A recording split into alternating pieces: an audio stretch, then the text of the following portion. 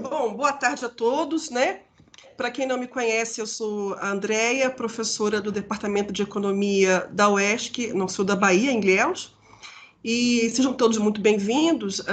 Eu gostaria inicialmente de agradecer a SEI pelo convite em participar dessa rodada como moderadora. É sempre um prazer imenso participar de atividades da SEI, porque a SEI já é parceira das universidades estaduais, né, da Bahia. E parabenizar também pelas essas rodadas de discussão, que tem sido bastante proveitosa para todos nós, né? E também dizer, Raquel, que é uma satisfação muito grande revê-la aqui, né? É pena que não é presencialmente, mas quem sabe nas próximas oportunidades a gente não se encontra presencialmente. Bom, nós estamos dando início, então, à segunda rodada de discussão com essa temática de pagamentos por serviços ambientais.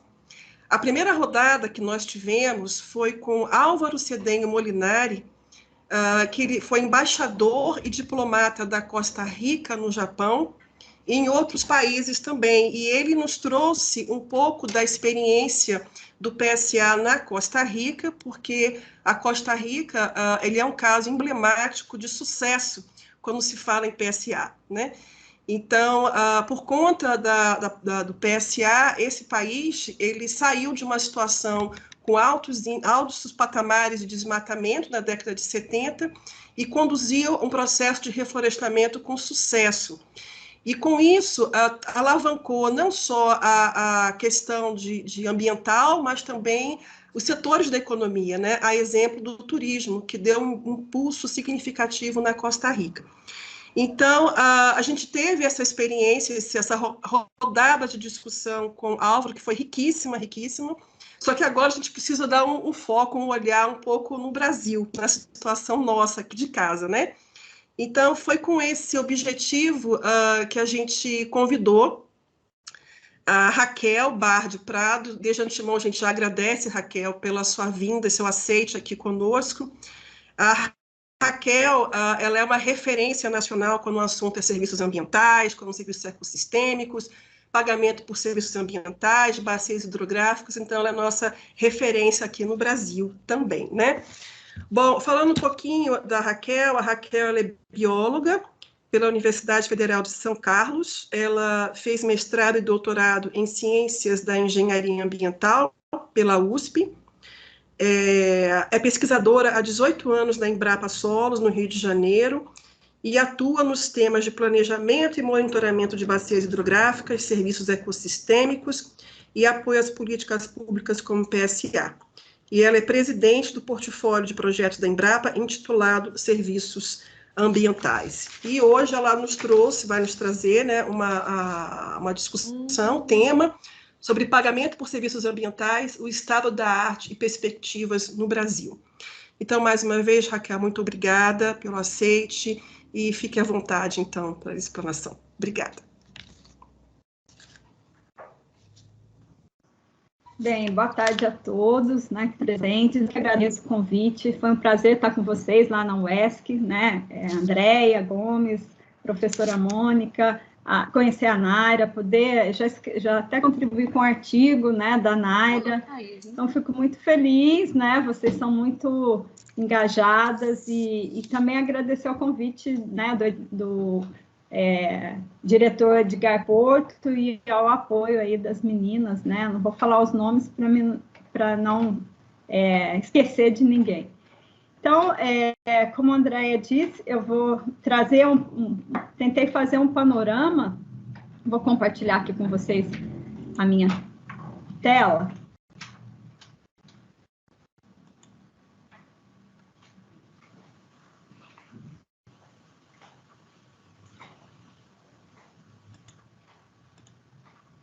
E aí eu até já conversei com as meninas que se por acaso começar a falhar, cair, vocês me avisam, tá? Vocês falam aí porque já aconteceu da pessoa ficar falando um tempão, né? E não se perceber. Então, por favor, vocês estão me ouvindo bem, né? Sim, estamos ouvindo e agora ouvindo a apresentação. Então, vou colocar no módulo apresentação.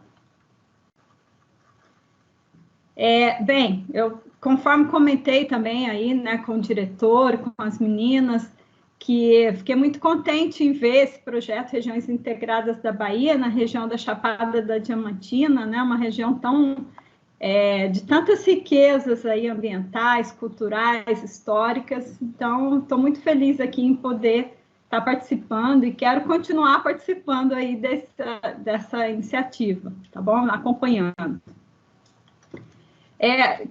Sempre falo, né, que a minha motivação para trabalhar com pagamentos por serviços ambientais é porque essa abordagem, esse mecanismo, ele olha para a gestão das águas, né, pensando aí no meio rural, pensando nas fontes difusas de poluição que eram esquecidas no sistema aí de gestão de recursos hídricos, né, e eu sempre trabalhei com água, então sempre vi essa lacuna, então enxerguei o PSA aí como um caminho possível, né, para lidar com esse tipo de poluição.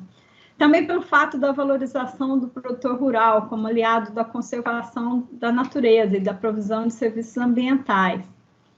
Ainda pelo fato de ser uma abordagem que conecta e integra diferentes setores, agricultura, meio ambiente, urbano e rural, etc. E pelo fato de envolver arranjos institucionais múltiplos e voluntários, né? Setor público, privado, sociedade, ONGs. Isso me atrai bastante, né? Acho muito interessante. Bem, e finalmente, por fazer essa aproximação entre ciência, né, e tomada de decisão, e também apoio a políticas públicas. Bem, só para quem ainda não está tão familiarizado, brevemente, né, só distinguindo aqui esses dois conceitos, serviços ecossistêmicos e serviços ambientais. Em alguns casos, eles são utilizados como sinônimos, né? Mas na academia a gente tem tomado esse conceito de serviços ecossistêmicos, que são os benefícios que o ser humano obtém dos ecossistemas, uma definição aí de um grande projeto que foi o Millennium, né? Ecosystem Assessment, desenvolvido em 2001 a 2005, se não me engano. E o conceito de serviços ambientais, ele já traz aí, né, as intervenções intencionais da sociedade na dinâmica dos ecossistemas. Então, se refere aí ao manejo conservacionista do solo, da água, restauração florestal, e é o termo aí utilizado, né, mais utilizado no âmbito das políticas públicas. O conceito de pagamento por serviços ambientais, ele difere um pouquinho, tem algumas fontes, né, mas eu uso essa daqui, que eu inclusive fiz uma pequena adaptação para ficar um pouco mais simplificada, que é um mecanismo de compensação voluntária, que pode ser, né, pagamento ou outra forma, né, financeiro ou não, aos proprietários de terra, que são os provedores de serviços ambientais, por adotarem melhores práticas de manejo e conservação que possam resultar em uma prestação de serviços ambientais contínuos e de melhor qualidade, em benefício de um usuário específico ou da sociedade como um todo, que são aí os beneficiários de serviços ambientais. Então, eu adaptei esse conceito da FAO. Os PSAs enfocam a água, a biodiversidade e também os serviços culturais, beleza cênica. Falando um pouco, né, dos pagamentos por serviços ambientais, eles começaram aí no início dos anos 2000, no Equador, Costa Rica, como a professora Andréia já comentou. Então, a gente tem um número imenso de iniciativas de pagamentos por serviços ambientais na América Latina, né, muitas delas exitosas. Então, tem aí todo um aprendizado, né, para se buscar dessas iniciativas. E ela veio, né, o mecanismo de PSA, ele surgiu pela falta de eficiência dos projetos de desenvolvimento e conservação, mecanismos chamados, né, de comando e controle, que passaram a ficar limitados. E aí se introduziu o princípio do poluidor-pagador, se substituiu aí o princípio do poluidor-pagador pelo do provedor-recebedor. E é um instrumento que foi idealizado como mecanismo de mercado na teoria, mas na prática os PSAs combinam mecanismos de mercado com regulamentação governamental e subsídios aos agricultores. E espera-se de um PSA que tenha adicionalidade em relação ao serviço ambiental focado, né? Então, realmente, as ações, as intervenções têm que trazer adicionalidade. Traçando aqui um histórico dos PSAs no Brasil, e aí eu adaptei do Pagiola, né, 2012, e Eloy Psual, 2013, começou aí nos anos 2000, né, com o Proambiente aqui na Amazônia, de forma mais local. No âmbito estadual, começaram a aparecer aí as leis, né, de PSA, em muitos estados aqui, Espírito Santo, Amazônia, Tocantins, etc. E começou-se, então, a institucionalização dessas iniciativas, né? No âmbito nacional, nessa primeira etapa, surgiu aí o Programa Produtor de Água da Agência Nacional de Águas, que eu vou falar um pouquinho mais adiante sobre ele. Começam a aparecer também os REDs, né, as iniciativas de RED, a partir aí já, né, meados da década de 2000. Por volta aí entre, né, aqui 2008 a 2011 foi essa etapa de institucionalização, e de 2011 a 2013, aqui mais ou menos, a etapa de implementação, né? E aí surge também o novo Código Florestal. Nesse meio tempo aqui teve uma discussão grande, começa a aparecer os PLs, né, os projetos de lei relacionados a uma política nacional de pagamentos por serviços ambientais. Depois vem uma etapa aí de desdobramento, que eu chamei, né, aqui já é a minha complementação, de desdobramentos, no nível local, avanços e desafios, no nível estadual, a expansão para outros biomas, porque ele começou na Amazônia e na Mata Atlântica, e depois começa a aparecer, então, aí, iniciativas e leis em outros biomas, e também aqui, o que eu falei para vocês, o avanço do número, né, e dessa discussão dos projetos de lei no Congresso. E, por fim, aí, eu coloquei 2021 para adiante, né, onde surge aí, no nível nacional, aprovada a Política Nacional de Pagamentos por Serviços Ambientais. Desculpa. No nível estadual, começam a aparecer aí os PSAs com foco no carbono, né, começam a ter uma ampliação, aí, muito em função também dos mercados de crédito de carbono, e o envolvimento, o aumento aqui do envolvimento do setor privado. E no nível local, eu acho que teve aí um aumento do interesse de governantes e também da sociedade, que passou a ficar aí convencida dos impactos desses programas e projetos. Em termos de legislação, então, eu falei da lei nacional, vou falar um pouquinho no próximo slide, mas no âmbito dos estados, tem essa publicação aqui que mostra que 10 estados aqui da federação com leis de PSA, sejam elas específicas para PSA ou relacionadas a leis do clima, que institui o PSA, ou leis de recursos hídricos, que também institui PSA, ou leis relacionadas ao RED+, ou RED+.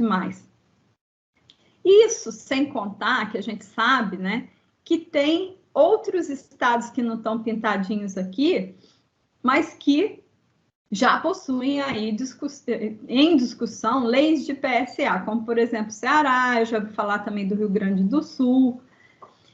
Isso aqui é um trabalho de Castro et al. 2018, é um orientando aqui do professor Carlos Young, que teve também presente aí nesse evento que a UESC promoveu, que eu participei aí na Bahia. Mas também tem esse outro mapa que é aqui do IDESAN, né? Do Amazon. E mostrando aqui a relação das leis de PSA nos estados com a legislação do clima, né? Então, por exemplo, onde está aqui em verdinho são estados com leis que instituem PSA. Em cinza, leis que mencionam PSA, leis de clima que mencionam PSA. O amarelinho, leis do clima, que no caso não mencionam PSA, e os que estão achurados aqui são as leis que mencionam atividades de RED+. Então, dá para observar que essas leis, elas mesclam ou se complementam aí no âmbito estadual. Sem contar todo o arcabouço de leis também no nível municipal, que eu não trouxe aqui, né? Porque a gente tem o tempo limitado, então eu fiquei aqui no nível estadual. Então, no âmbito nacional, como eu disse, foi aprovada agora no início de 2021 a lei de PSA, né? Um grande avanço. Outros países aí da América Latina já têm essa lei aprovada, e que traz todo aí um arcabouço, né, de critérios norteadores para que essas iniciativas ocorram de forma mais sincronizadas no país. E vale destacar que foi um processo muito interessante e diferente. Raquel, me perdoa te interromper, é porque eu pensei que essa telinha pretinha estava aparecendo só para mim. Vê se você consegue, por gentileza, minimizar essa tela preta onde está embaixo.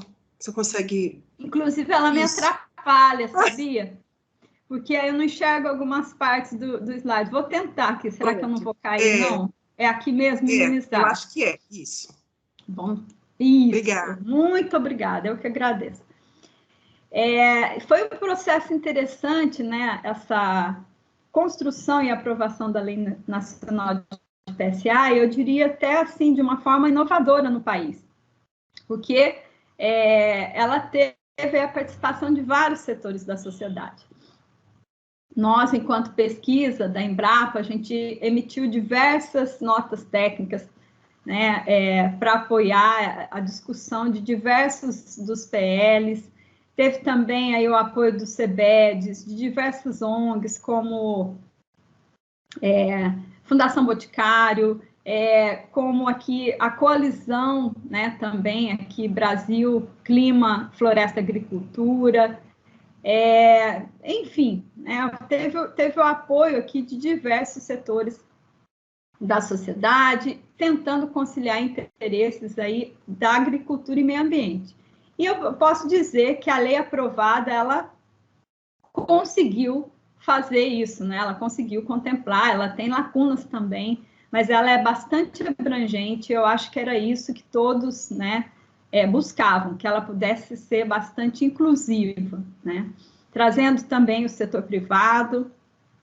Tá certo que ela teve vários artigos vetados no início, mas também sob pressão aí, discussão, alguns desses vetos caíram, e eu diria aí que ela está bastante robusta, né, de um modo geral.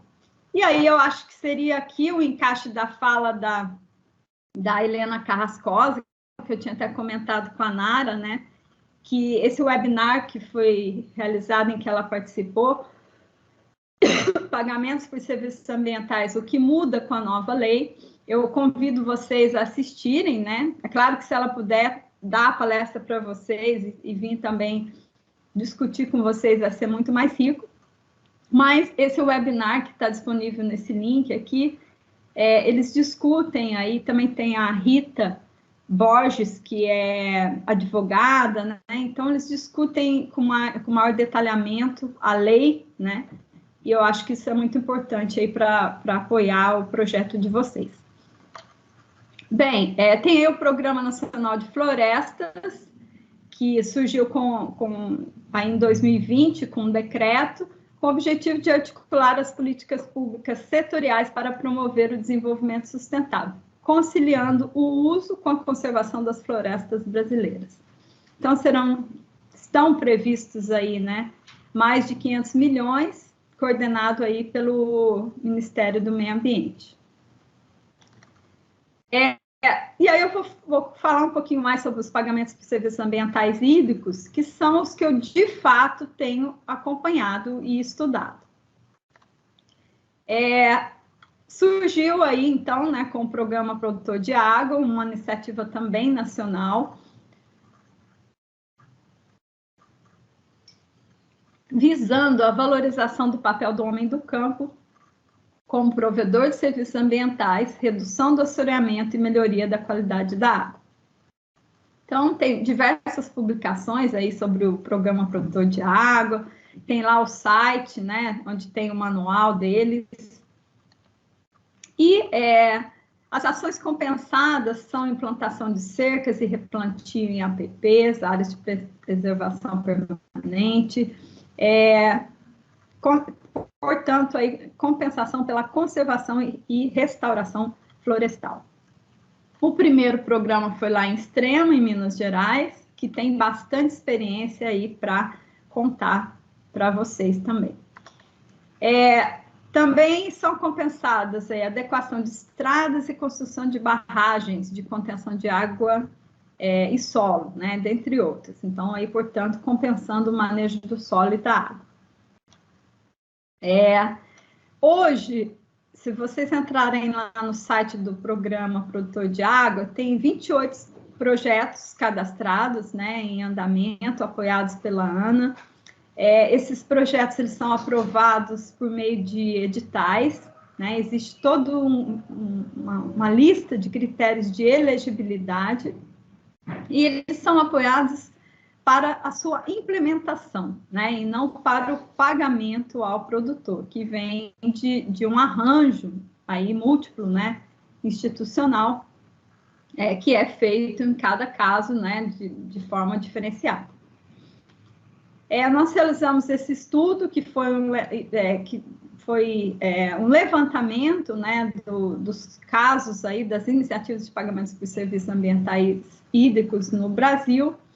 Começamos no projeto aí da Embrapa, que está registrado nessa publicação nossa, de 2019, mas também a Naira, né, Coelho, na sua dissertação de mestrado, aí junto com suas orientadoras, também atualizou, né, essas iniciativas, então tem aí dados mais atuais sobre elas, sobre o estado de atuação, né, as principais critérios adotados nessas iniciativas. Bem, de uma forma geral, como é que ocorrem esses PSAs, e aqui no caso hídricos, né, mas são etapas que são seguidas também pelos outros tipos de PSA como um todo, no geral. Então, tem aí a estruturação do projeto. Para alavancar os objetivos do projeto, é necessário, então, estruturar um modelo baseado em estabelecimento de parcerias e mecanismos de gestão, diagnósticos e planejamento e estratégias de sustentabilidade do projeto. Então, tem aí um arranjo institucional, esse mapeamento básico, né, que é um diagnóstico aí das características socioambientais da região, tem que se fazer avaliação de viabilidade ou financeira, né, adotar um modelo para o cálculo do pagamento e também aí estimar, né, como é que esse projeto vai se sustentar ao longo do tempo. Então, adota métodos de valoração e também métricas para o monitoramento diversificados. Então, não tem um padrão único a ser seguido. Como têm sido as fontes de financiamento para os PSAs no Brasil? Então, de um modo geral, essas fontes elas são previstas em leis, né, bem variadas, mas há predominância aí do orçamento público e de fundos estaduais. Há também previsão de doações, acordos e instrumentos similares provenientes de fontes nacionais ou internacionais. Então, isso aqui eu tirei lá também da página do Amazon. E especificamente os hídricos, eles são pagos aí, né, são viabilizados e o pagamento vem de comitês de bacias, pela cobrança pelo uso da água, de governos estaduais, que também estabelecem suas leis e municipais, e agora também com a aprovação da lei nacional no âmbito nacional, os fornecedores de água, agências de fornecimento de água, como é o caso, por exemplo, de Camboriú, e também alguns com iniciativa privada, né? E tem alguns casos específicos, por exemplo, do Espírito Santo, que com um recurso, começou, né, com o recurso dos royalties do petróleo. Como eles têm ocorrido no Brasil? Então, são baseados em custos de referência pré-estabelecidos, como eu disse, a partir de um método de valoração. Destaca-se aí um bastante simples, que é o custo de oportunidade da terra, mas a gente sabe que tem outras formas de valoração. Os pagamentos são feitos após a implantação do projeto, né? Então, após o contrato estabelecido com os produtores e a implementação das intervenções. Então, se fiscaliza se estão sendo cumpridas antes do pagamento, e o pagamento é anual. As metas de cumprimentos, então, são verificadas, é isso que eu acabei de dizer, né, certificadas por equipes técnicas, sendo um pré-requisito para o pagamento. O valor médio, né, já está um pouquinho mais que R$200 por hectare por ano, mas sabe-se que o pagamento em espécie, ele é baixo, comparado aí com outros esquemas de PSA e da América Latina. Bem, benefícios para além do pagamento, né? Além da renda. Então, eu vejo assim, apesar do que é pago em espécie ser ainda baixo, apesar de que se a gente está falando de pequenos produtores que estão em terras degradadas,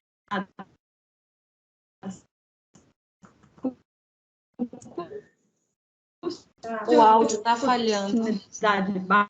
Baixo. Está falhando, Tá. dando uma falha, Raquel.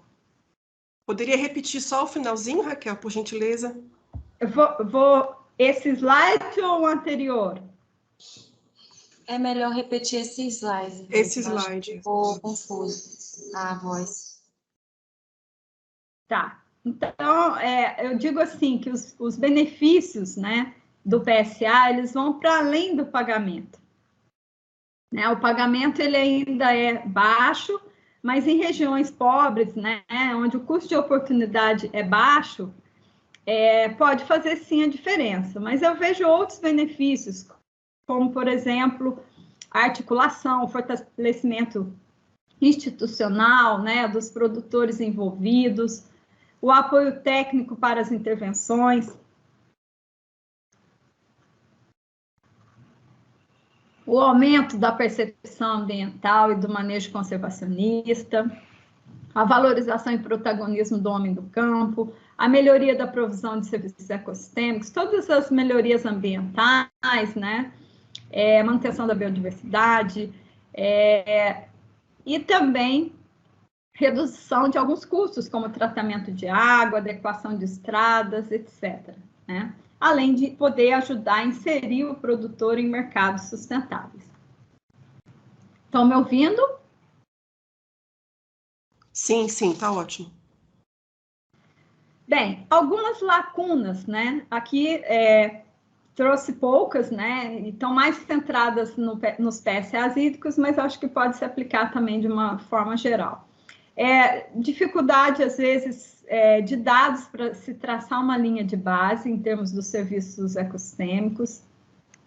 O custo elevado, seja do monitoramento dos impactos do PSA, custo de transação, né, principalmente o custo da restauração, o custo da mão de obra, né, para fiscalizar, para capacitar os produtores, etc. Falta de continuidade das fontes de recurso para pagamento, e também há uma crítica de que os PSA são muito pontuais, né? Mas talvez isso mostre que tá certo que a gente tem muito a avançar, que a gente vai falar um pouquinho aqui, mas também pode ser que seja um mecanismo que não se aplique a todas as escalas, né? Ele pode ser, sim, um mecanismo de atuação mais local. Pontos importantes que eu vejo, né? Então, essa caracterização inicial, socioeconômica e ambiental, definição de quais os serviços ambientais que vão ser prestados e pagos, essa articulação institucional e divisão de responsabilidades, o mapeamento dos provedores e recebedores, né, de serviços ambientais, essa capacitação dos produtores envolvidos e assistência técnica, fontes de recursos para implantação e acompanhamento dos PSAs, metodologia de valoração e cálculo do valor a ser pago. Trouxe aí como exemplo o grupo Fundação Boticário, que é usado como modelo. Eu tinha comentado com a Naira também que o projeto Águas e Florestas de Rio Claro, aqui do Rio de Janeiro, ele pegou essa metodologia e aperfeiçoou. Então, eu trago assim para vocês darem uma olhada na metodologia deles, que é bem completa para calcular o pagamento e bem diversificada, né? Inclui aí diversas intervenções, inclusive a parte de saneamento, definição, então, das ações, das intervenções a serem compensadas, e o monitoramento em si, né, que é bastante importante para se certificar de que está se obtendo impactos aí nos serviços ecossistêmicos e no bem-estar da população envolvida. A gente também acabou de publicar um artigo sobre isso, sobre o monitoramento de PSA, trazendo os indicadores que são mais usados no país, então eu coloco aqui para vocês. E um ponto que eu acho chave para a PSA, que é um plano de comunicação, divulgação dos dados e também o registro, né, de tudo que é realizado, do valor movimentado e dos dados do monitoramento obtidos. Me avisem aí também o meu tempo, porque se eu já cumpri o tempo, quanto tempo eu tenho, porque senão, para eu não me perder aqui, viu, André? Não, tranquilo, pode continuar, Raquel, fique à vontade. Bem, aqui só para dizer que tem uma série de publicações, né, com suas especificidades, então isso hoje já, né, já temos muito conteúdo aí, com diretrizes no âmbito estadual, no âmbito nacional, para o monitoramento, né, com foco aí em mudanças climáticas e assim por diante. E aí eu trago um pouquinho, como vocês pediram, né, perspectivas. Então, eu coloquei duas palavras aqui, né, inovação e correção de rumos, né, então temos que aprender, sim, com o que deu certo, mas também temos que ir adiante e buscando aí alguns fatores de inovação. Um deles, que eu acho que é pouco trabalhado, é a questão do solo, né? Então, geralmente os PSAs, eles focam ou na manutenção da mata, da floresta, da biodiversidade, ou na água. E o solo, que é tão importante, né? O manejo do solo é tão importante aí para a questão da água em si, né, da redução de assoreamento e da qualidade da água, ele fica desmerecido. Então, eu acredito que esse seja um fator aí que possa estar mais trabalhado no âmbito dos PSAs. Assim como outros aspectos relacionados à água, né, não só o assoreamento, mas também eu sempre falo, de que adianta você ter um proprietário que tem a sua propriedade cumprindo o Código Florestal, né? E aí recebendo PSA, mas se o esgoto está sendo lançado rio abaixo, né? Então, nesse sentido que eu penso que os PSAs devam aí avançar, né, com fatores, incluindo e compensando aí por fatores que implicam em múltiplos serviços ecossistêmicos, né? E não somente água ou biodiversidade. E aí, portanto, eu acho que aqui as tecnologias sociais de baixo custo relacionadas ao uso eficiente da água, elas podem ser muito aplicadas, né? Porque elas realmente têm aí baixo custo, então poderiam ser adotadas aí no âmbito dos PSAs. Essa é uma publicação nossa, né? E se vocês quiserem saber mais, a Embrapa tem várias dessas tecnologias aqui disponíveis. Também levar em conta os serviços ecossistêmicos culturais, como o agroturismo, recreação, manifestações religiosas, gastronomia. Eu acho que isso se aplica muito à região de vocês, né? E a diversificação e integração de sistemas de produção. Então, como eu falei, o manejo do solo, eu acho que junta também essas novas tecnologias aí de diversificação da produção, tornando uma paisagem aí mais múltipla, né? Com a presença do componente arbóreo e com manejo mais sustentável. Isso tudo pode ser compensado, né, no âmbito aí de um PSA. E aí eu trago esse slide, que é um estudo aqui, é um resultado, dois estudos de uma colega aqui da Embrapa Solos, Bernadette Pedreira, que levantou aqui numa bacia hidrográfica do Rio de Janeiro os pontos de interesse ao agroturismo, né? E também aqui potencialidade ao agroturismo. Então, são estudos super importantes. Trago aqui também esse outro, que é uma iniciativa lá no Rio Grande do Sul, que é a Rota dos Butiazais, onde foi um projeto também da Embrapa, e que é aproveitado agora para, por exemplo, isso aqui é uma corrida de bicicleta, né? Como chama isso aqui? Enfim, né? É uma rota... Pode falar. Mountain bike. Isso, é uma rota de mountain bike que utiliza, então, essa rota dos butiazais. Então, tem um pagamento pela inscrição, tem toda uma promoção, né, aí em cima do meio ambiente, da importância dessa paisagem, que é explorada e utilizada aí, podendo agregar recursos aí para os proprietários por onde essa rota passa, né? Esse outro trabalho aqui, que é o Hotspot de Observação de Aves, é um trabalho feito lá no Mato Grosso do Sul. O PSA aqui de Rio Claro também está incluindo observação de aves, porque como é muito perto do Rio de Janeiro, então existe essa demanda aí de observação de aves, principalmente de turista internacional, né? Então, traz esses turistas, promove, né, essa observação nas propriedades que estão sendo contempladas com PSA. Então, é tudo forma de agregar valor, trazer aí diferentes olhares para o PSA. Um outro ponto importante, que eu já tenho acompanhado algumas discussões, mas ainda não tenho um caso para trazer para vocês, é a questão da polinização.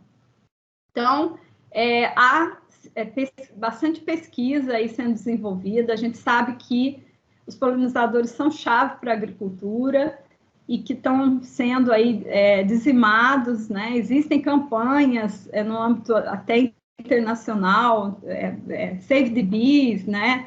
Essas iniciativas da sociedade, essa aqui, por exemplo, a Organização de Proteção às Abelhas, Bee or Not to Be, que é bastante interessante, tem o Uber Bee ou Taxi Bee, né? Então tem toda uma discussão aí em torno das abelhas, mas é preciso avançar em termos de PSA para saber como é que isso poderia ser incluído em termos de métricas, né? Como que se calcularia, como se incluiria a polinização aí também nos PSA. Eu estou super interessada nessa discussão, mas ela ainda é bem inicial, né? Mas eu acho promissora.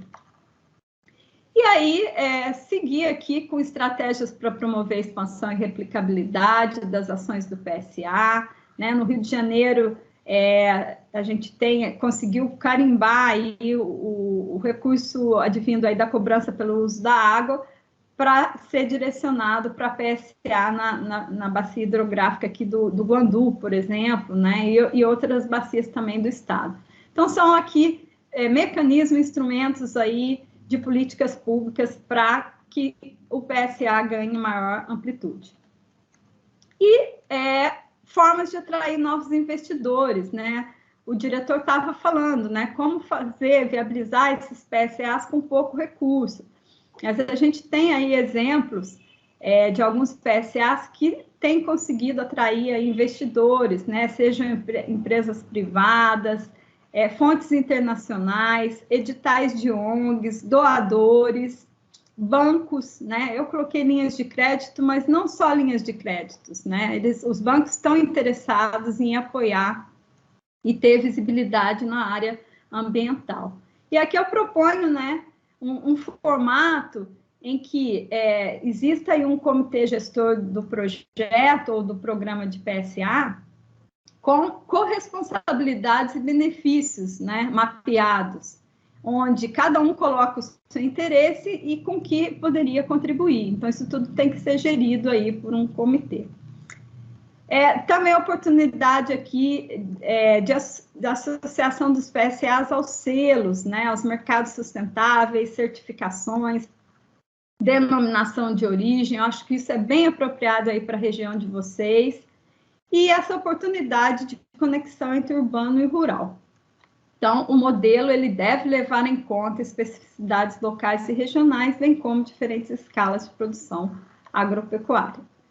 Bem, esse aqui é um projeto da Embrapa, né, que aproveita aí, chama Projeto Estradas com Araucárias, onde se incentiva o plantio de araucária em divisas de propriedades rurais familiares próximas à estrada, os produtores são pagos aí por empresas transportadoras, que estampam os projetos, né, nos seus caminhões, e também utilizam aí essa iniciativa, essa parceria, para compensar emissões de gás de efeito estufa. Então, olha que interessante, né? Então, podemos pensar em diversas formas de inovação.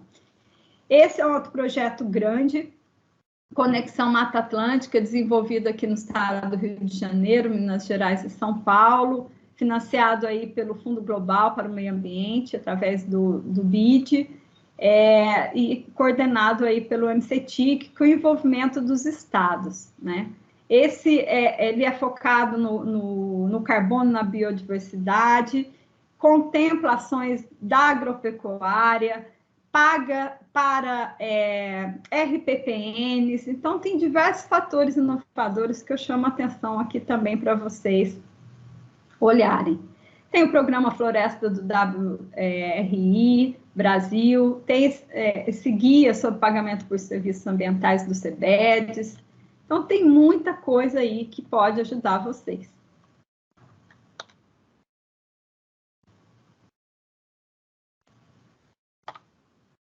Não está passando. Vocês estão... Ah, passou. Não está. Ah, passou agora. Tá. Estou terminando, tá?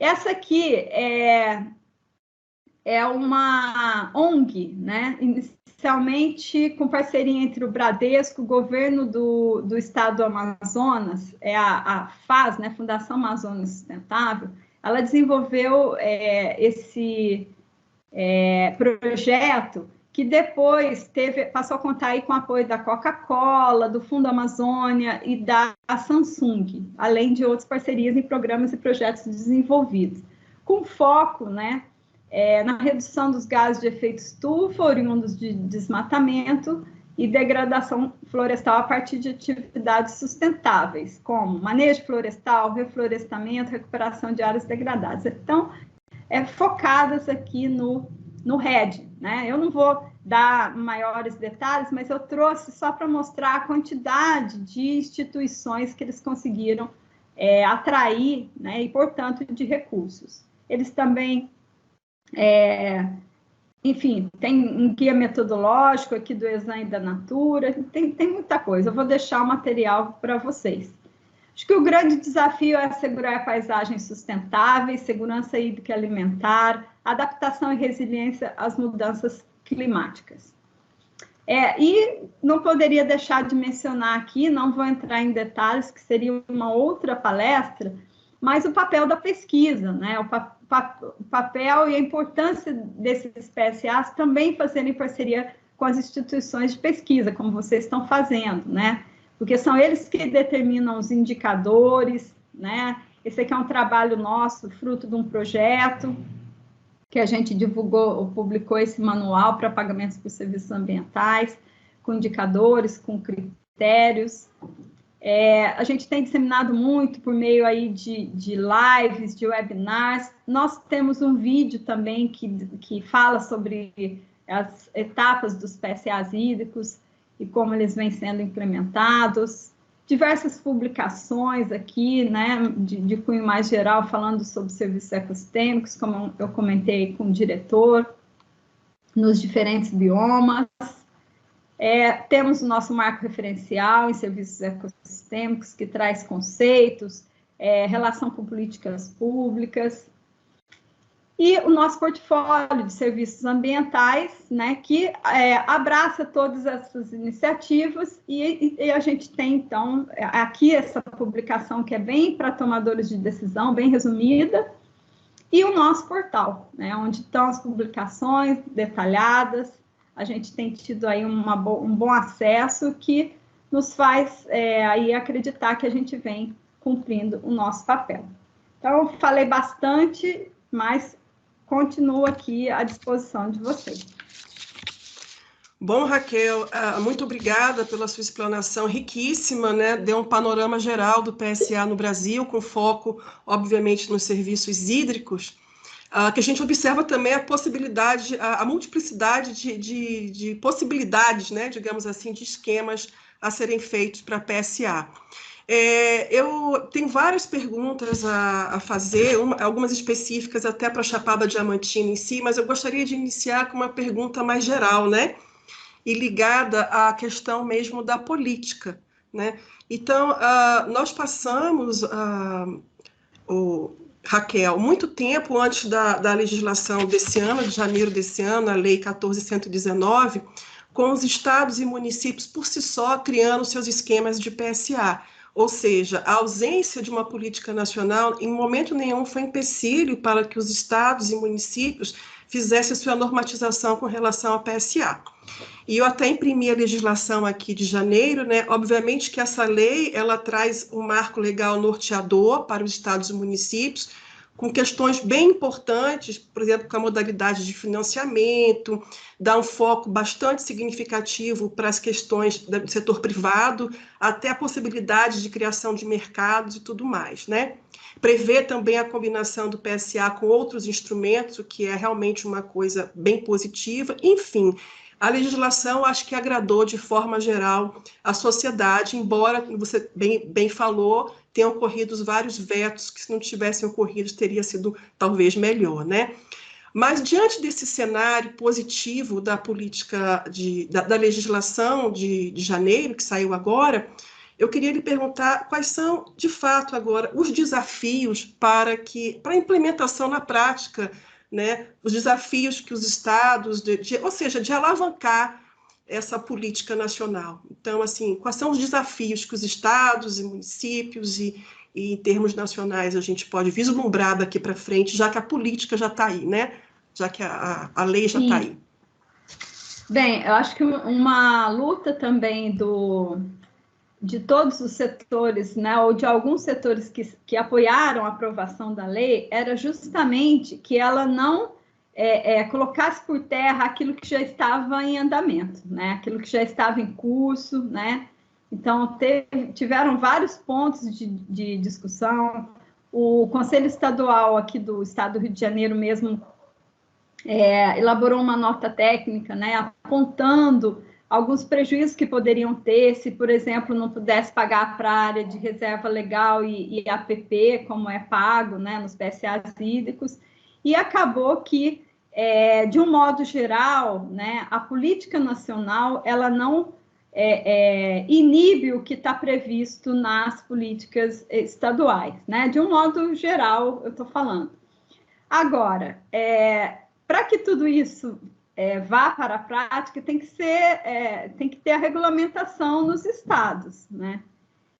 E aí, acredito, né, que é claro que o investimento governamental federal, né, investindo recursos para tal, vai alavancar e vai ajudar muito, né? Mas, como você falou, alguns estados já estavam praticando PSAs, né, e aportando recursos e trazendo parceiros, independente da lei nacional. Então, eu acho que ela só vem a facilitar, ela vem abrir portas e aumentar o nível de percepção no país, atraindo, por exemplo, setor privado, né, para participar desse processo. Os bancos também, como eu coloquei aí, eles estão interessados em participar, né? Eu já ouvi empresas privadas se colocando à disposição com o recurso, por exemplo, da compensação ambiental para ser destinado para PSA, né? Então, ainda tem alguns nós aí para ser desatados, né? Porque o recurso da compensação ele não é assim destinado livremente, né? Então, por isso que é importante casar a política, eu acho que alinhar a política nacional, né, com os instrumentos que se tem nos estados. Como eu mencionei aqui no estado do Rio, eles conseguiram, né, bloquear, carimbar parte do recurso da cobrança pelo uso da água para destinar diretamente para a PSA. Isso é fantástico, porque é um recurso que não tem pandemia, não tem veto, é um recurso que é constante, né? Como eram lá os recursos dos royalties no Espírito Santo, né?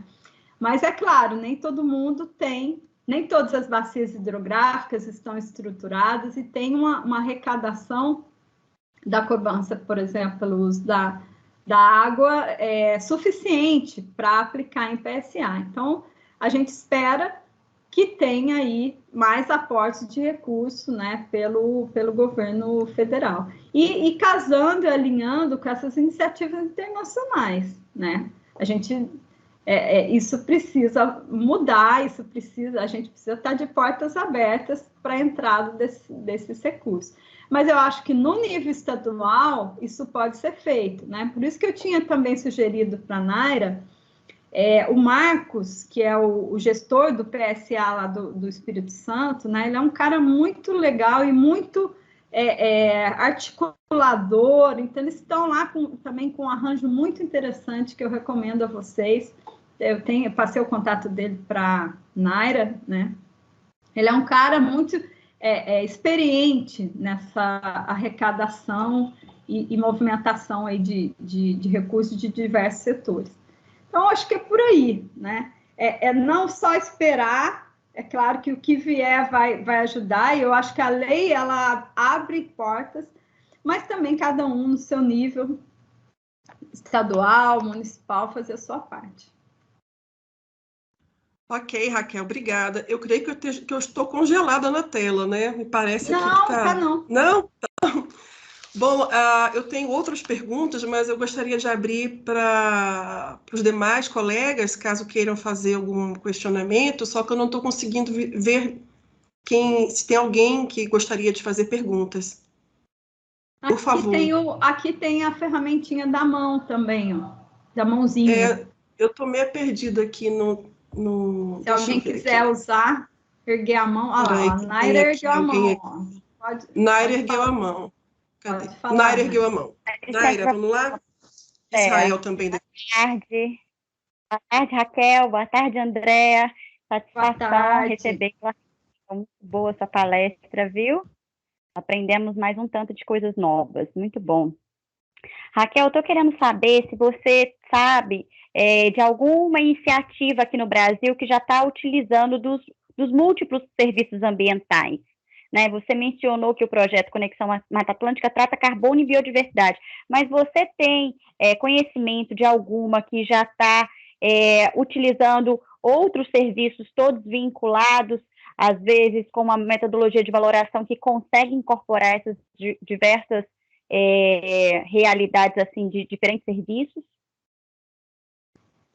Então, o que eu comentei já com você, e comentei acho que também na minha fala, o PSA de Rio Claro, eles pegaram a metodologia do Oasis, né, da Fundação Boticário, e discutiu intensamente no comitê, que é um comitê de bacias bastante avançado, né, com pessoas capacitadas. Eu até participo de um grupo também de discussão sobre, né, a PSA, e eles avançaram muito com alguns critérios, né? Então, por exemplo, tem a questão do saneamento, tem a questão de agrofloresta, eles contemplam, eles pagam por intervenções que implicam em serviços múltiplos, né? Então, eles são, assim, o que eu conheço que atuam de forma mais múltipla, né? Contemplando diferentes ações, inclusive de saneamento.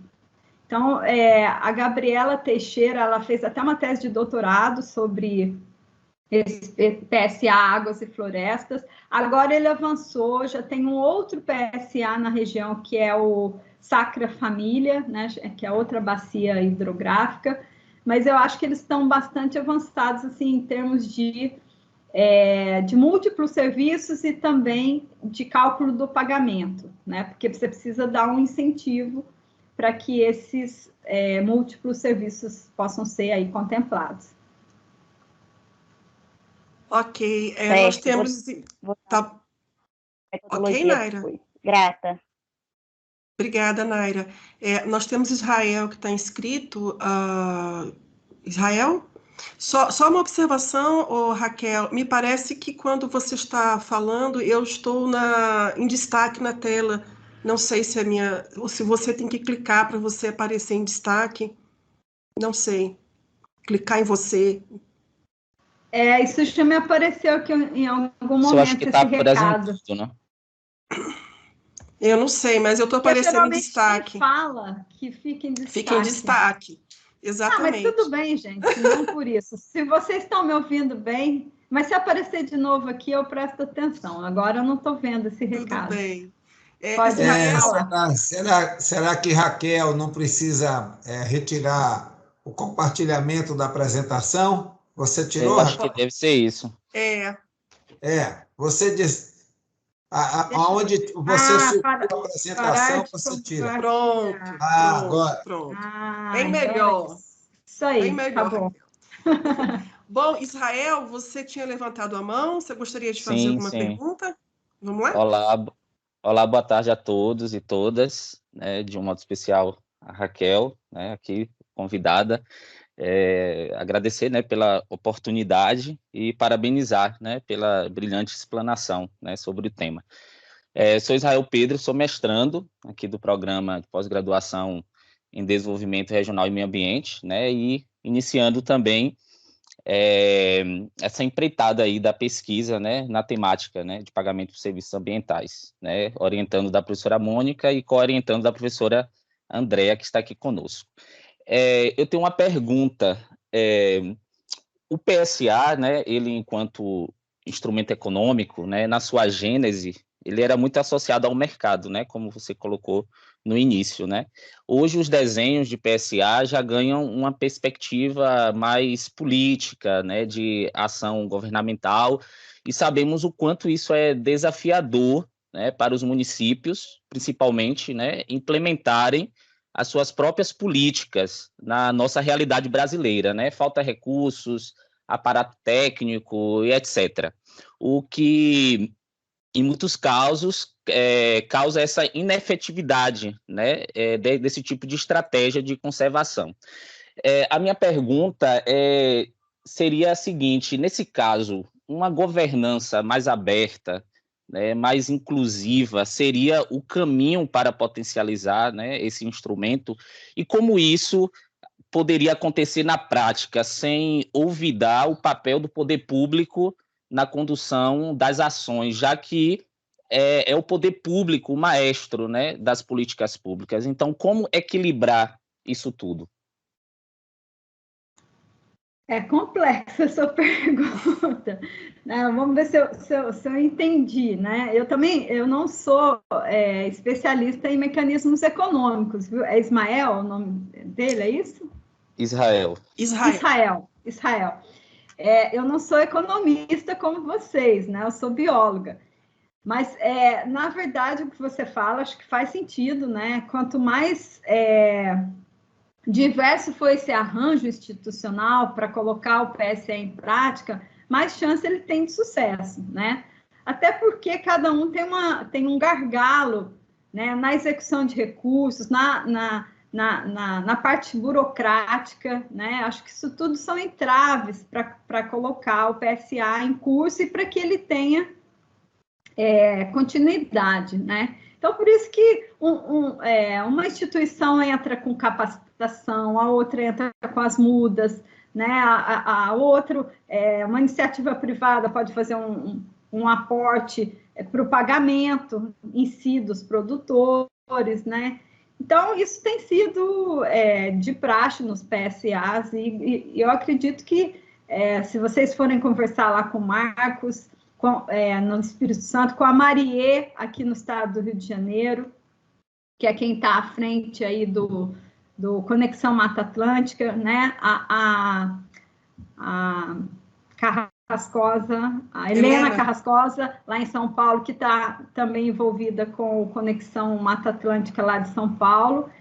Você vai ver, né, que eles estão o tempo todo captando recursos, mobilizando recursos, seja de fundos internacionais, né, mas também trazendo capacitações e buscando diversificar o máximo possível, né. Eu acho difícil, assim, eu acho que não precisa ser restrito por exemplo, só a floresta, né? Nada impede que seja, mas aí você está falando de mercado de crédito de carbono, né? Você já tem o mercado para isso, né? Então, entra nas bolsas de mercado de crédito de carbono, aí é outra ferramenta. Eu enxergo a ferramenta PSA realmente muito diversa, muito inclusiva, né? E eu acho que cada vez mais essa questão dos polinizadores, a questão do turismo, tudo isso tem que estar aí na conta, né? Porque a provisão de serviços ela tem que ser múltipla, né? A água não vive ou não tem água sem ter solo conservado e assim por diante, né? As coisas estão interligadas. E também conciliando a agricultura. Porque se vocês forem ver, né? E isso é uma bandeira que eu carrego até por trabalhar nessa área, né? Até por fazer essa interface entre agricultura e meio ambiente. Porque se você for ver os PSAs como eles foram concebidos, né, e muitos deles vigoraram na América Latina e que tiveram impactos importantes, como a Andréa comentou, e o caso da Costa Rica, mas eles estão muito calcados na mata de pé, né, na conservação das matas, da floresta e da biodiversidade, que é muito importante. Mas eu vejo o PSA como uma ferramenta aí de conciliar as duas coisas, de manter as áreas importantes de pé, mas também de trazer aí uma maior provisão de serviços na agricultura. Eu acho esse o grande desafio, né? Compensando o produtor, deixando o produtor satisfeito, reconhecido e, ao mesmo tempo, trazendo benefícios ambientais, né? Acho que é isso. Bom, obrigada, Raquel. O Enésio também levantou a mão. Enésio? Oi, boa tarde. Estão me ouvindo? Sim. Sim. Primeiro, parabenizo, né, doutora Raquel, pela exposição maravilhosa, a professora Andréa também, assim como, enfim, outras pesquisadoras que estão sempre agregando no projeto de Regiões Integradas, exemplo de Naira, a professora Mônica também, então, meus parabéns. Eu tenho uma pergunta, assim, com uma preocupação mais do ponto de vista legal mesmo, assim, Raquel, na sua experiência com PSA, a parte da lei em si, ela tem sido mais um favorecedor ou um entrave? Porque, por exemplo, aqui na Bahia nós temos um marco legal geral, que é a lei. Mas essa lei ainda não sofreu uma regulamentação, né? Então, assim, na sua opinião, o fato de não ter ainda uma regulamentação da lei, através de um decreto, isso poderia ser um empecilho, algo que dificultasse práticas de PSA no Estado? Como é que está se dando no Rio de Janeiro, nesse sentido de se a legislação é algo que é benéfico ou é algo que tem gerado mais entraves do que favorecido implantar a prática? Olha, eu não sou também especialista legal, né? Eu não sou advogada e nem trabalho com essas leis, né? Mas pelo que eu tenho acompanhado, elas vêm justamente para apoiar, né, essas iniciativas nos seus entraves, né? Nos seus entraves de quem pode pagar para quem, né? Essa questão de onde vem o recurso, como ele é aplicado. Então, a lei, no meu ponto de vista, ela vem ajudar, ela vem padronizar, por exemplo, o próprio PSA no estado do Rio de Janeiro, que está vinculado à política de recursos hídricos, né? Estabelece diretrizes aí para todo o estado. Então, qualquer PSA no estado vão seguir aquelas diretrizes legais. Então, assim, ainda existem entraves, seguramente, né, a ser destravados aí, né, mas eu acredito que não tenha sido aí por conta de instrumentos legais não acredito que eles tenham sido empecilhos para que os PSAs ocorram, né, e sim para que eles tenham continuidade. Por exemplo, em Extrema, que é um caso municipal, né, a lei lá de PSA, ela assegura recursos para que o PSA tenha continuidade, porque senão você pode ter uma troca de governo e cair tudo por terra, né? Então, eu vejo mais, assim, benefícios, né, desde que seja um instrumento bem feito, do que entrave, né? Apesar de ainda ter gargalos, lógico, para ser desfeito aí, né? Para ser suprido.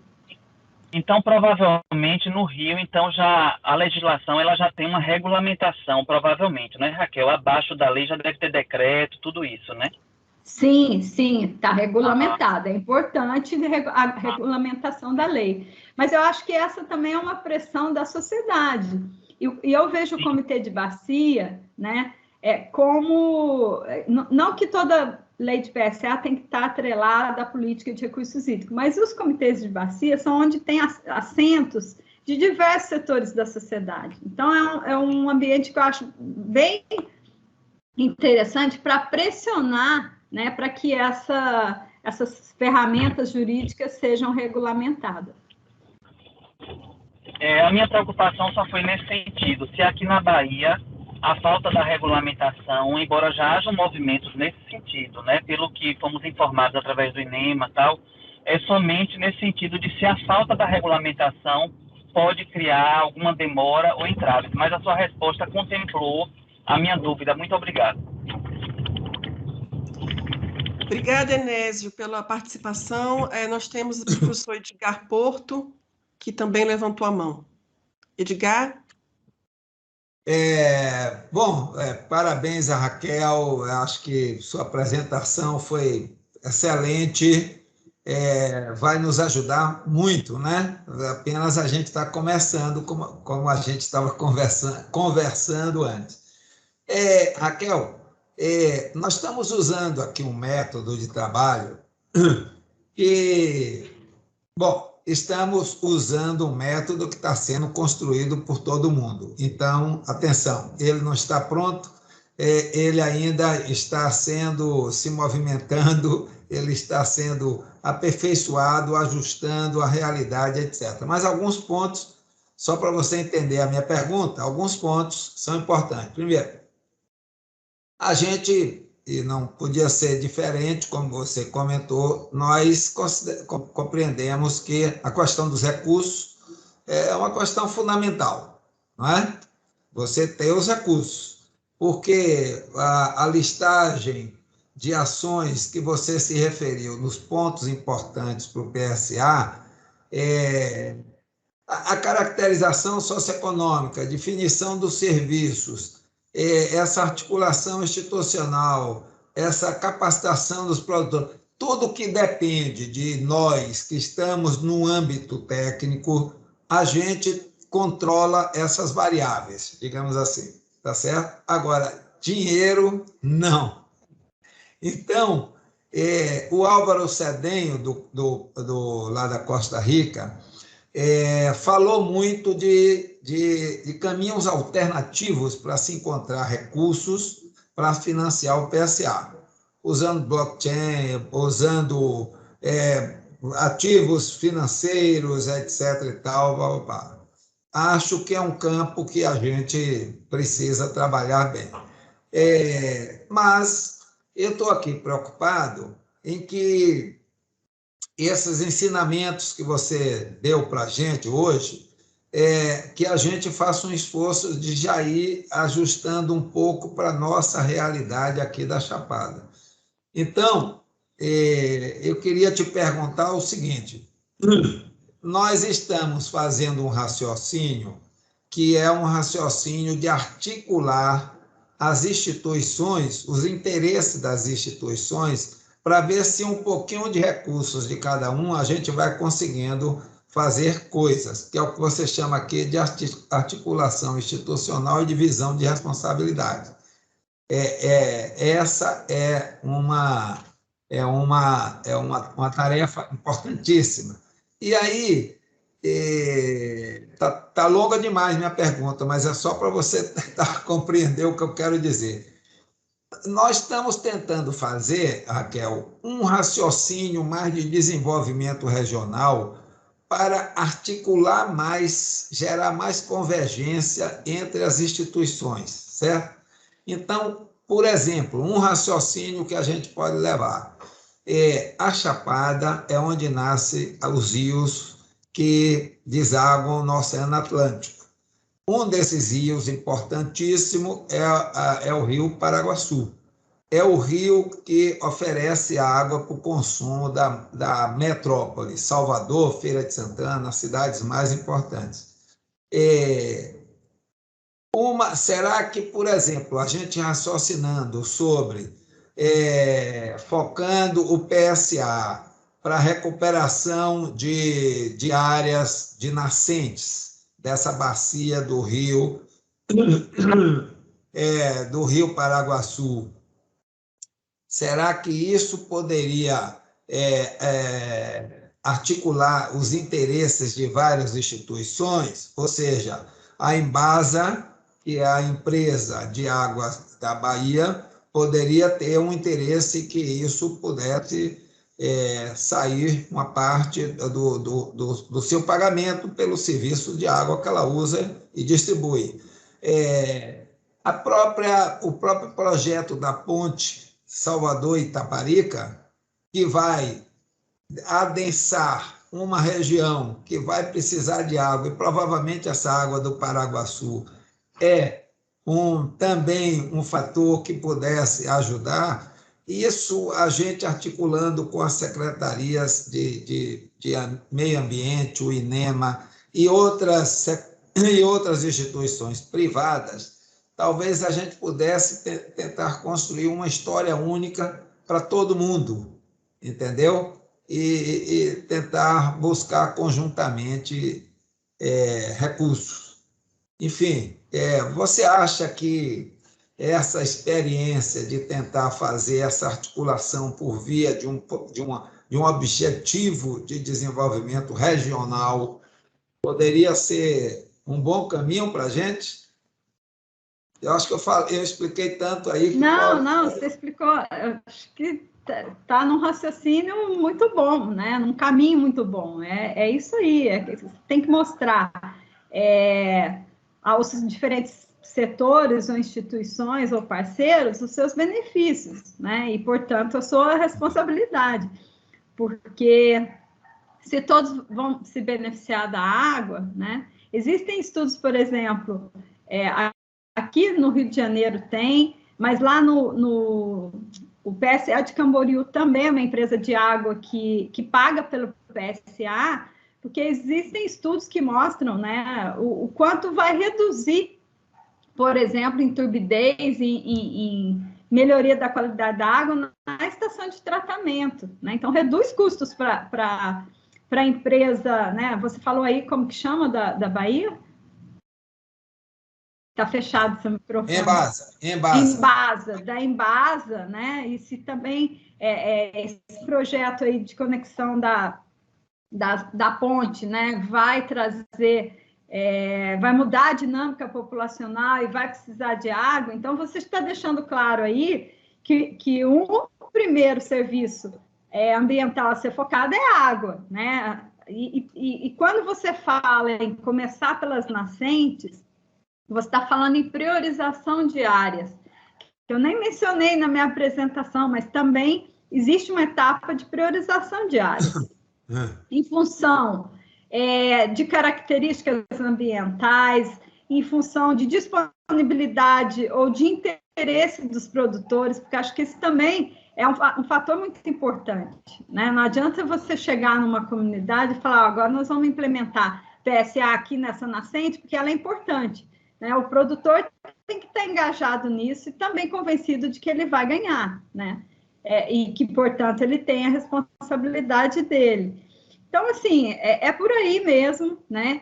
Eu acho que esses projetos ou programas, projetos, né? Eles são constituídos de pessoas, então eu poderia exemplificar aqui para você tanto o Paulinho lá em Extrema, quanto o Marcos no Espírito Santo, quanto a Marie aqui no estado do Rio de Janeiro. São pessoas totalmente engajadas na causa, né? E que estão continuamente articulando pessoas, buscando recurso, elas que fazem esses PSAs darem certo, né? É claro que tem todo um arcabouço por trás, né?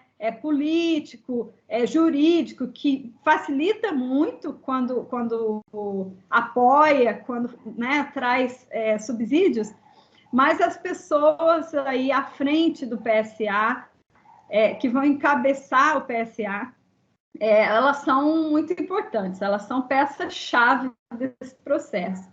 E eu diria que trazer ONGs, né, também é muito interessante, porque elas têm uma capilaridade no território e elas têm essa experiência, talvez, maior do que o setor público, de captação de recurso internacional, né? Então, as ONGs são muito importantes. E os bancos, viu? Porque olha que os bancos estão de olho também na questão ambiental.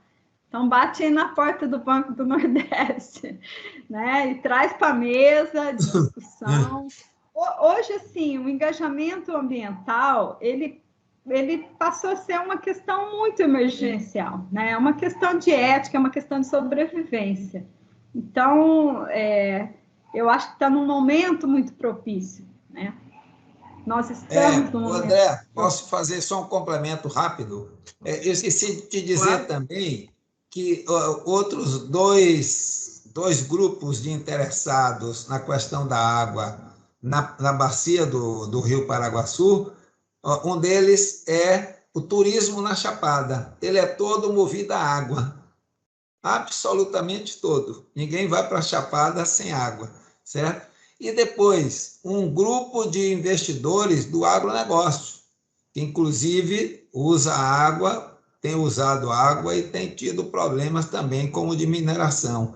Então, se a gente fizesse, talvez, uma articulação entre esses grupos, pudesse ser um caminho interessante. E agora, juntando os bancos aqui que você falou, muito importante.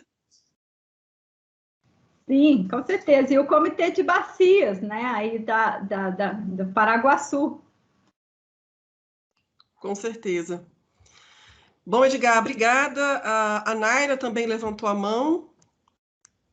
Naira? Complementando essa pergunta do Edgar, que eu também fiquei pensando a respeito disso, Raquel, por exemplo, a Chapada é uma região com vários potenciais de serviços ambientais, né? O turismo, a polinização, são locais de endemismo, então a questão da biodiversidade é super importante, a questão da água.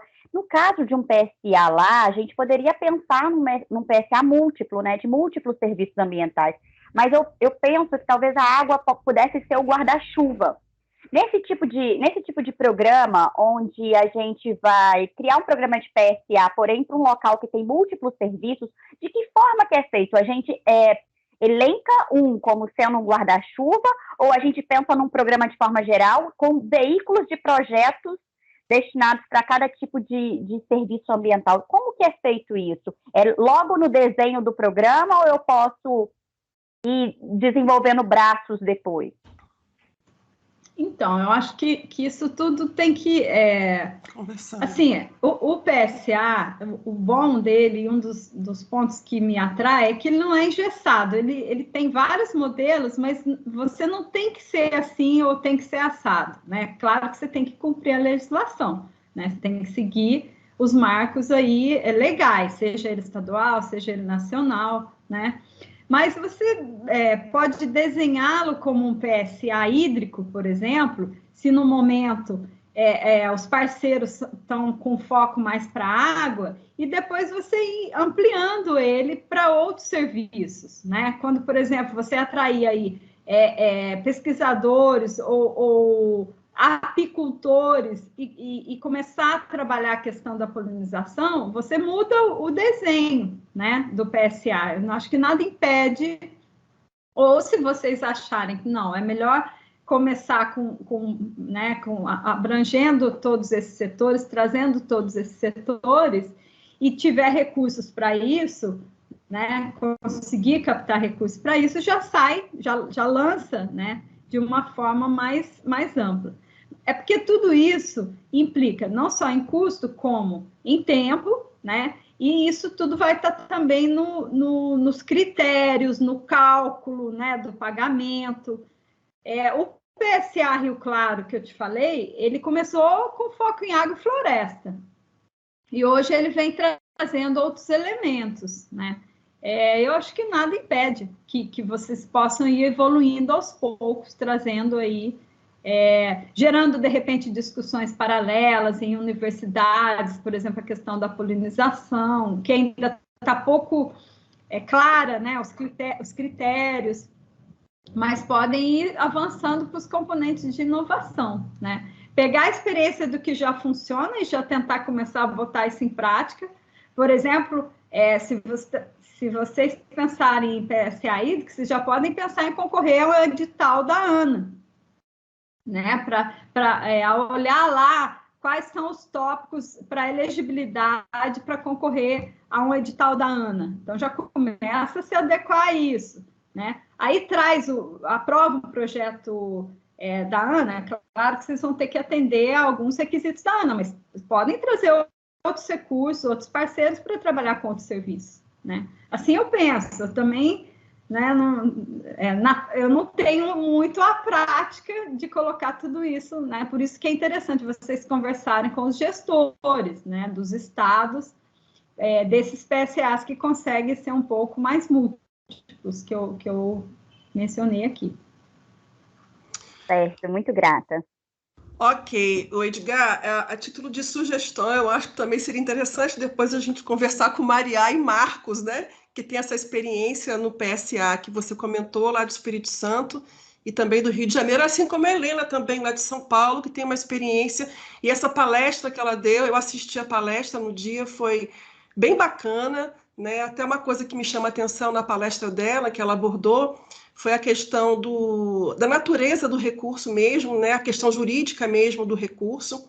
Isso é uma coisa interessante, que inclusive nesse projeto que ela faz parte, se eu não me engano, Conexão, qual é o nome? Conexão... Mata Atlântica. Conexão Mata Atlântica, eles até recolhem, que ela comentou, o imposto de renda por conta dessa indefinição da questão legal mesmo, né? Então, eu acho que seriam nomes também interessantes para a gente conversar. A esse respeito... Só para mencionar, só para complementar, André, esse foi um ponto que não... Foi um veto que não conseguiu ser baixado, né? Que é justamente essa questão dos impostos, né? De ter isenção para PSA. Isso não conseguiu botar abaixo, continua. Isso é um gargalo. Aí, respondendo para o outro rapaz lá que perguntou, né? Esse é um entrave aí que não conseguiu a lei nacional resolver. Isso é um entrave. E eu acho assim, eu concordo com o Edgar, eu acho que a gente está num caminho de fazer nossa rede, né, de tentar discutir, compreender e principalmente fazer essas redes. Com relação específico lá na Chapada Diamantina, Raquel, claro que tem todo um passo a passo para você construir. Primeira coisa é definir quais são os serviços ecossistêmicos que a gente está querendo trabalhar, né? Naira falou de múltiplos serviços, Edgar da água. Eu acho que a gente está muito focado com a questão da água lá. E tem outras questões também, como arranjos institucionais, como a questão dos contratos, de monitoramento, né? Só que tudo isso representa um imenso custo de oportunidade, né? Como você bem falou. E a dificuldade, portanto, da gente colocar em prática uma proposta de PSA na prática, mesmo tendo um marco legal já instituído, que é a legislação que a gente tem, né? E a gente precisa entender que o PSA, ele é uma proposta de longo prazo, né? E aí a gente esbarra lá na ponta em vários problemas, né? Problema, por exemplo, de mudança de gestor na prefeitura, problema, por exemplo, de tentar lidar com expectativas do produtor, né? A gente está lidando com expectativas, nós estamos lidando com convencimento, a gente está lidando diretamente com o prefeito, com o produtor, né? Então, assim, a minha preocupação é que tem tanto uma complexidade, custos altos de transação, longo prazo, demora. Qual seria um caminho para nós, do governo do Estado, das universidades, evitar o máximo possível cometermos erros, né? Porque, né? Será que a gente deve realmente continuar com essa questão das redes que a gente está fazendo? Em que momento a gente... Está entendendo? Porque nós estamos lidando com muitas expectativas, né? E para a gente não cometer um erro, se daqui a 2 anos, 3 anos, mudar tudo e a gente perder a credibilidade, digamos assim, com determinadas ações que a gente vem a fazer. Então, eu me preocupo muito com isso, a gente ter assim, bem centrado quais são os passo a passo que a gente deve adotar, né? Sim, realmente, é um desafio muito grande, né? Quando você visita um PSA, você vê, assim, o esforço, né, de mobilização, o processo de restauração, ele é muito intenso, né? Eu diria que acho que é um dos maiores e mais caros, né? Um dos pontos aí de muita demanda, né? Mas, assim, eu vejo esse instrumento, esse mecanismo, né, para mais do que pagar, como eu falei, os benefícios que eu vejo é justamente dessa articulação, dessa corresponsabilidade da sociedade. Eu vejo como uma forma de gestão territorial, como é que eles falam? Bottom-up, né? Que é de baixo para cima, né? Que é a organização social para resolver os problemas, para dar oportunidades.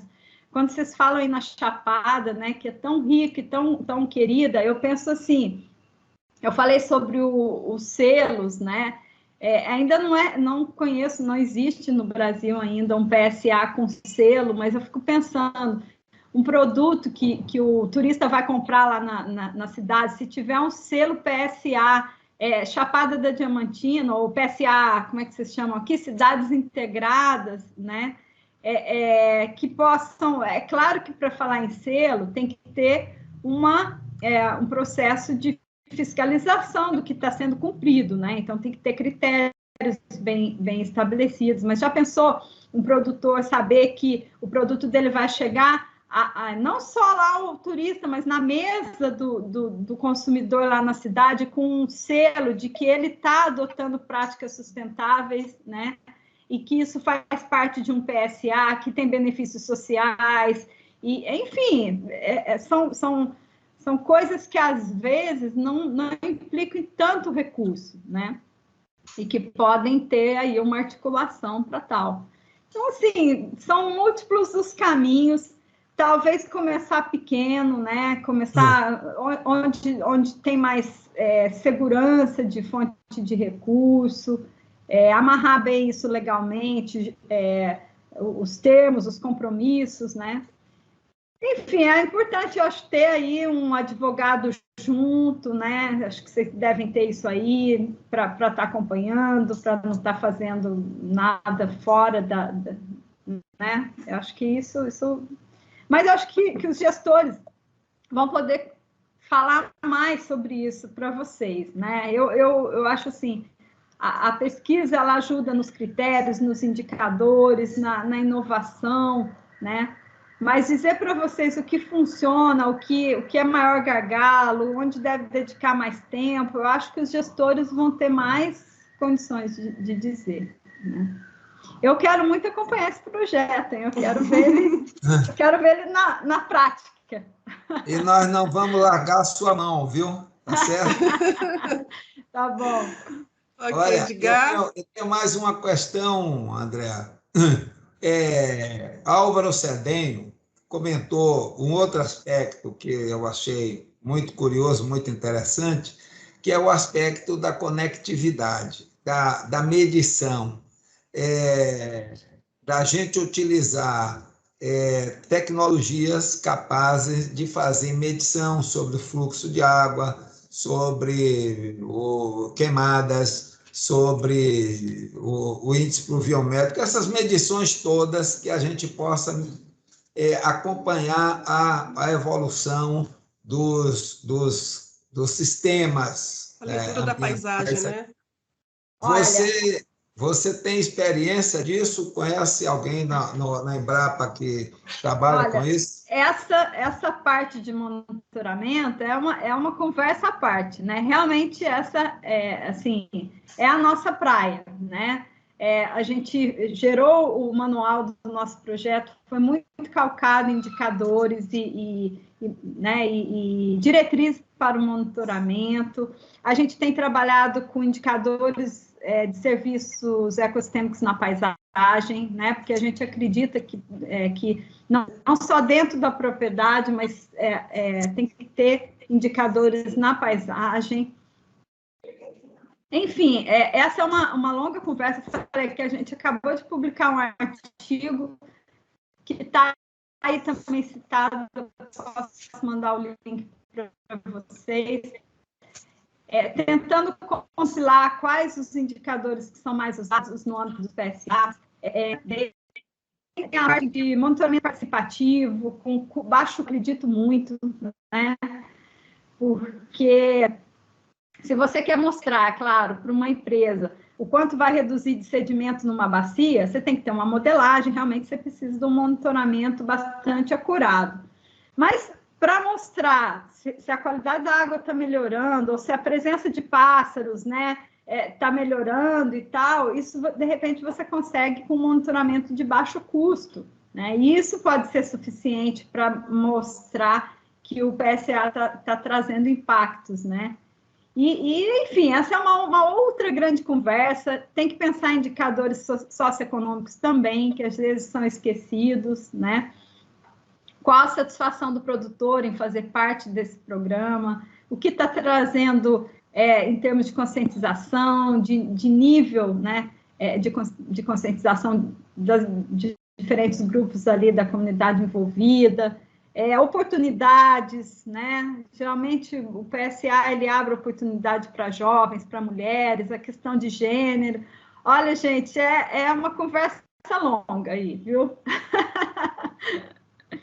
Produtos da sociobiodiversidade, valorização do conhecimento tradicional. Eu tenho certeza que aí na Chapada deve ter quilombolas, né? E, enfim, aí vai embora. Quanto mais gente, melhor. Mais diverso, mais rico, né? Temos muita conversa pela frente. A gente pode instituir uma premiação também. Um banho de cachoeira, não é? Se a gente instituísse isso para a Chapada, você já pensou? Quem desse maior contribuição ao projeto PSA ganhava um vale cachoeira no Capão, uma cachoeira em tal local. Seria interessante, né? Pelo menos a gente ia se encontrar presencialmente.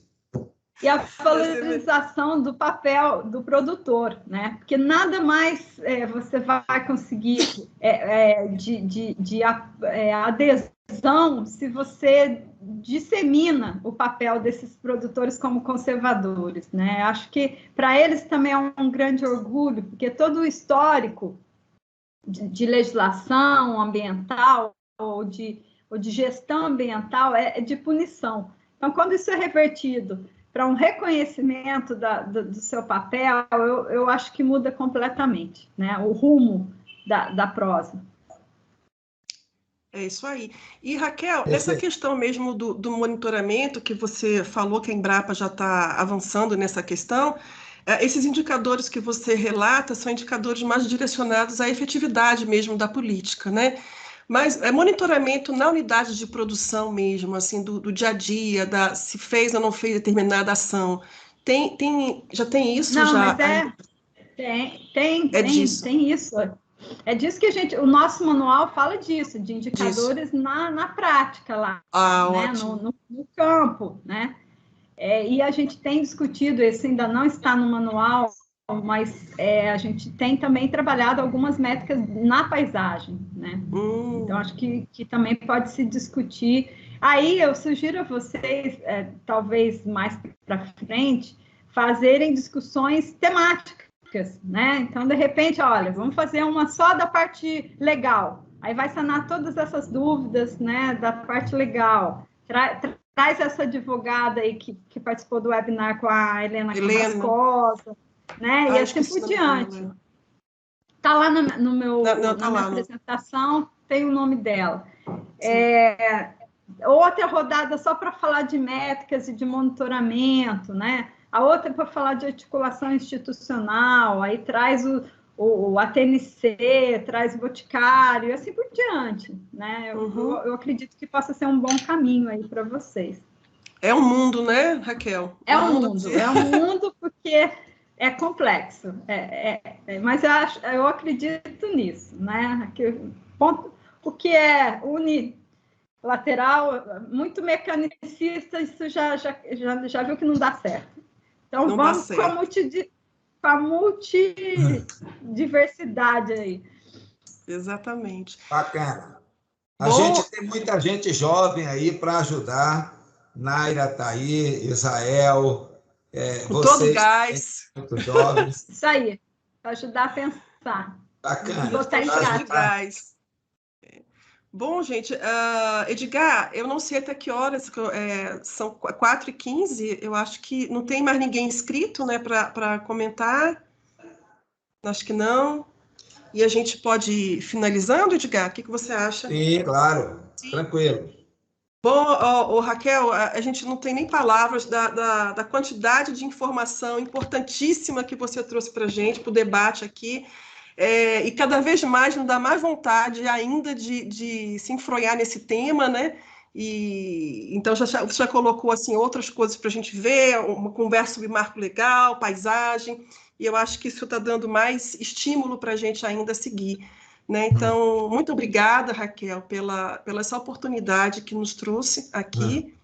Nós estamos aprendendo muito, né, com todos os nossos convidados que chegam aqui, com você também bastante. E temos muito que aprender ainda e muito que discutir para a gente tentar pensar em algo concreto aqui para a Bahia e, nesse momento, para a Chapada Diamantina. Certamente nós vamos como que nem meu filho fala, vamos te abusar um bocado, né? Vamos te procurar um bocado futuramente para a gente ainda construir algo bacana para cá, né? Então, agradeço também a você, agradeço a todos. Edgar, você gostaria de fazer uma finalização? Não, agradecer muito a Raquel. A gente acha muito bacana quando encontra uma pessoa como Raquel, com essa disponibilidade, com essa vontade.